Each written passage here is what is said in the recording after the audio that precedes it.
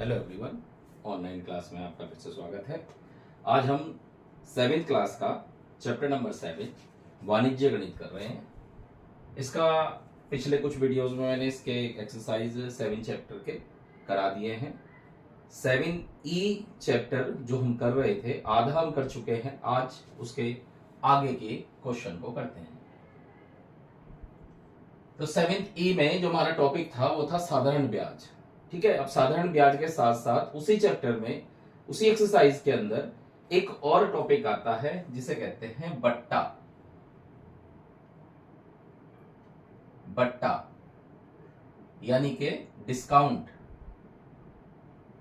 या दूसरे शब्दों में आप कह सकते हैं छूट। बस आपको पता ही लग गया होगा।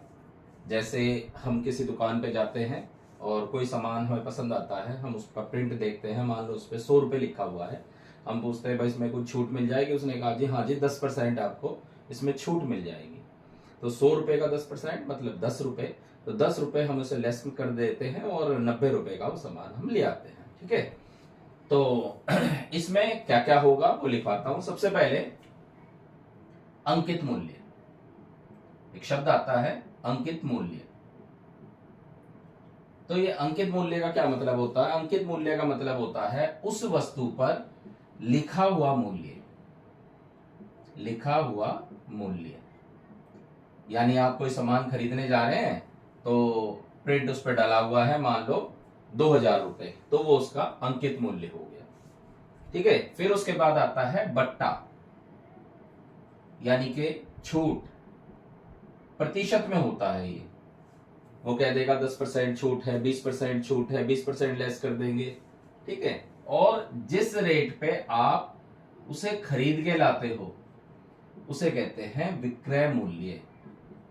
विक्रय मूल्य यानी खरीदा गया मूल्य, यानी जिस पैसे में आपने उसे खरीद लिया है। इन शब्दों का इस्तेमाल होगा इन क्वेश्चन में, इन एक्सरसाइज में। ठीक है, एक तो अंकित मूल्य।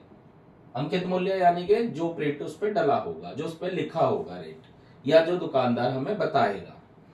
फिर उस पर हमें वो बट्टा या छूट देता है, उसको हम उसका परसेंटेज निकाल के और अंकित मूल्य में से घटा देते हैं, तो ये विक्रय मूल्य आ जाता है। इसमें जो फार्मूला इस्तेमाल करेंगे वो सारा जो लाभ हानि वाला फार्मूला था, लगभग सारा वही फार्मूला है।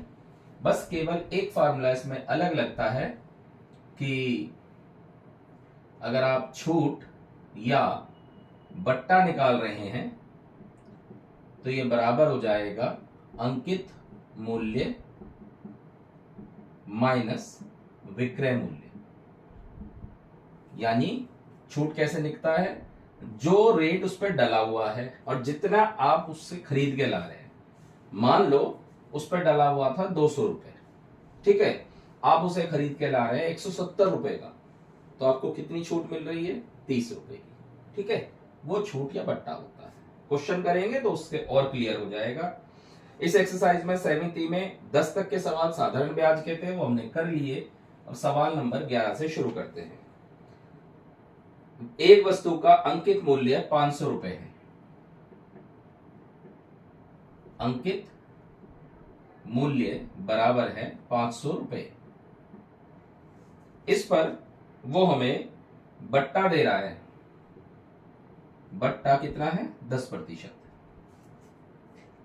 वह 10% बट्टे पर बेची गई वस्तु का विक्रय मूल्य ज्ञात कीजिए। तो सबसे पहले हम बट्टा निकाल लेते हैं। अंकित मूल्य का 500 का 10%। ठीक है, तो 2 जीरो से 2 जीरो कट गया, 5 धाम 50। 50 रुपए हमें छूट मिल गई या बट्टा मिल गया। तो विक्रय मूल्य निकालना है।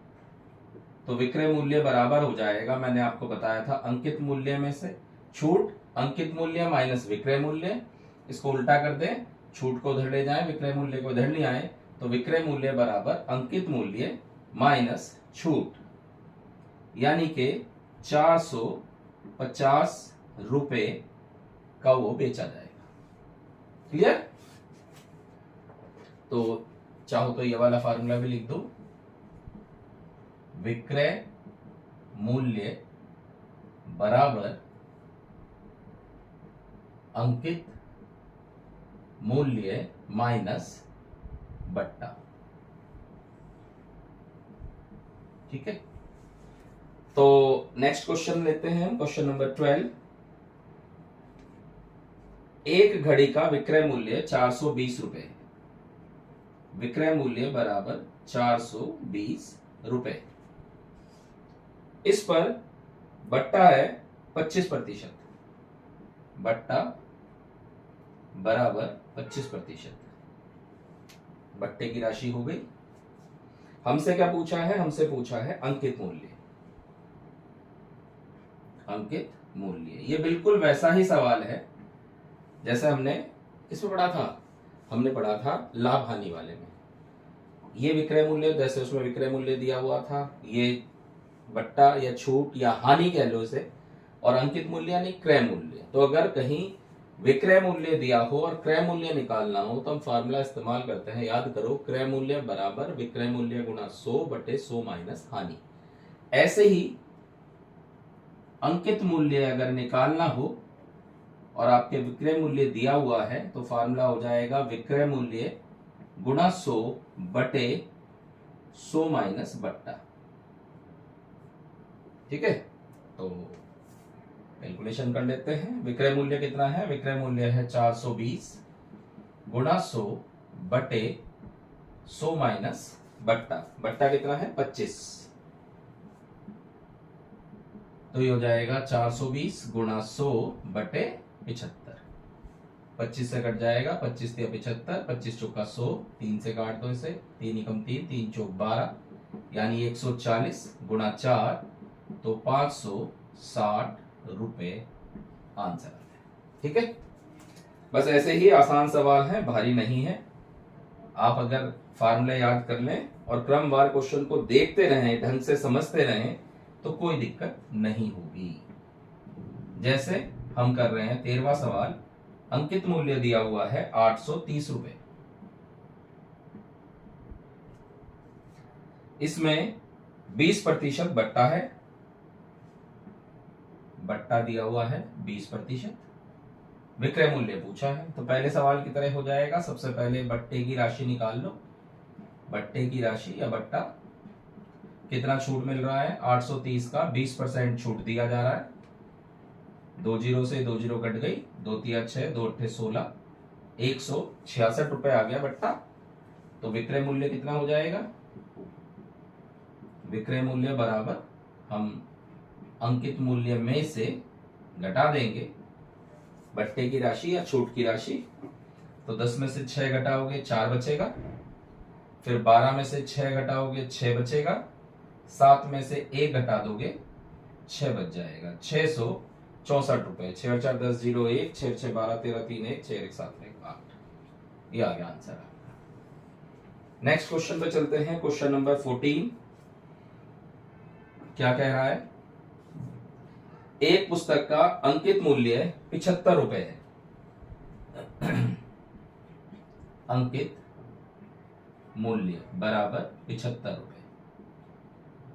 वह उसे 60 रुपए में बेचता है, यानी विक्रय मूल्य बराबर है 60 रुपए।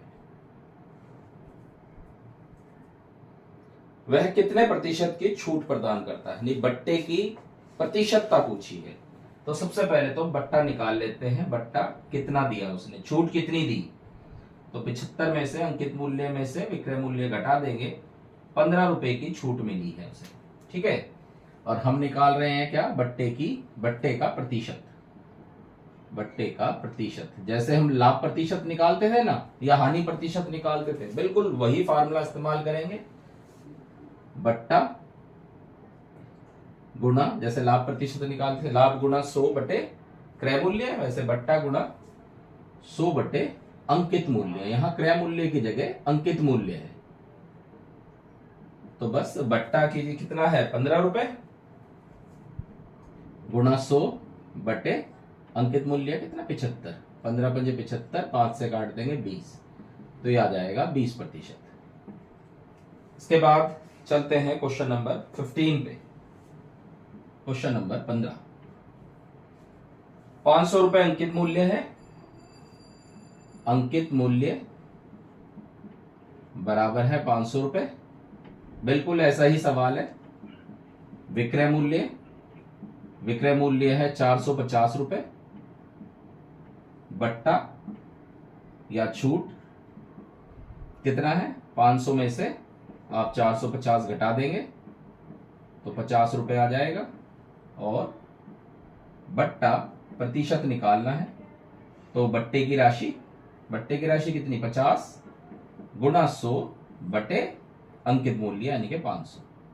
2 जीरो से 2 जीरो कट गई, 5 से काटेंगे तो 10% आ जाएगा आंसर। ठीक है, बहुत आसान है, आप बड़े आराम से इसे कर सकते हैं। एक लास्ट सवाल ले लेते हैं। विक्रय मूल्य 1400 रुपए, विक्रय मूल्य 1400 रुपए, ठीक है, बट्टा 30%, बट्टा 30%। अंकित मूल्य ज्ञात करना है, अंकित मूल्य ज्ञात करना है। तो बिल्कुल कैसा सवाल हो गया, देखो यहां आ जाओ, यहां आ जाओ, ये रहा विक्रय मूल्य दिया हुआ, अंकित मूल्य निकालना है, बट्टा प्रतिशत दे रखा है। ठीक है, तो फार्मूला वही अंकित मूल्य का लगाएंगे। अंकित मूल्य बराबर विक्रय मूल्य गुणा 100 बटे 100 माइनस बट्टा, तो ये हो गया 1400 गुणा 100 बटे 70। 0 से 0 कट गया, 7 से काट देंगे 20, 20 की 100 में गुणा 2000 रुपए आ गया आंसर। ठीक है, क्लियर है। अब इसमें हमने क्या समझा, बट्टे वाले सवाल में हमने समझा कि ये सवाल बिल्कुल लाभ हानि का ही है, कॉपी है समझ लो उसकी। बस केवल आपको थोड़ा ध्यान रखना है। क्या ध्यान रखना है, ये बराबर नहीं बता रहा हूं मैं कह रहा हूं फार्मूले का इस्तेमाल करने के लिए। जैसे हानि की जगह यहां इस्तेमाल हो रहा है बट्टा, ठीक है, और इसके बाद क्रय मूल्य, इसकी जगह इस्तेमाल हो रहा है अंकित मूल्य, और विक्रय मूल्य एज इट इज वही है, विक्रय मूल्य ही है। तो बस ये 3 चीज के नाम से थोड़े से वो हुए, हानि बट्टा बदल गया, क्रय मूल्य अंकित मूल्य हो गया, विक्रय मूल्य ही है। तो जो सवाल हमने हानि वाले में, लाभ हानि में करे थे, जो फार्मूला हमने इस्तेमाल करे थे, बस वही फार्मूला है, केवल नाम बदल जाएगा। क्लियर? आई होप एक्सरसाइज आपको क्लियर हो गई है। इस तरह से हमने 7E एक्सरसाइज कंप्लीट कर ली। आप इनके हर एक सवाल को अच्छी तरह पढ़ें और फिर जैसे करा रखा है उसे समझें। निश्चित रूप से आपको ये क्वेश्चन बहुत आसान लगेगा। क्लियर है? Thank you.